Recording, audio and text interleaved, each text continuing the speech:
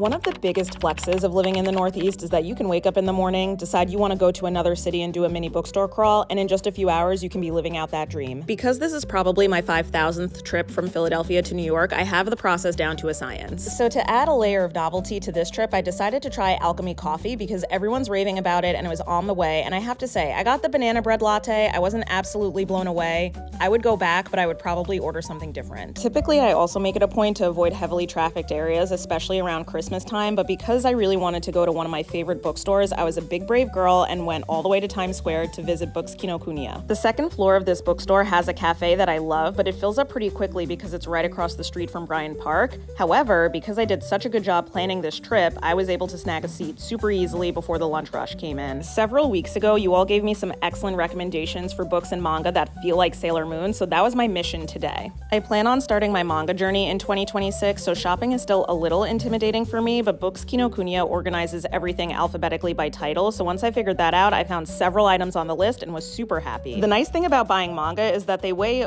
much less than typical novels, so walking around the city while carrying a bag of them is no problem at all. Our second stop of the day is what I thought was a used bookstore, but is actually a used store for books, manga, and all kinds of fan paraphernalia. They have old video games, Pokemon trading cards, figurines, Funko Pops. It's really a nerd's dream. But if that's not your thing and you're just here for the books, head up to the second floor and plan to spend at least an hour combing through the shelves, the piles, the drawers, because man, is this a treasure trove. Not only is the sheer volume of books really impressive, but I've mentioned before that it can be so difficult to find fantasy or romantasy books at used bookstores, but that was not an issue at Book Off. The pricing here was a little confusing to me because sometimes a new hardcover book would be almost full price, and then other times you'd find one that was $5. Despite that, I could have spent my whole entire day here, and I definitely could have walked out with more books, but I had to take them home on the train, so I left. That was literally so good. I have to send myself home right now.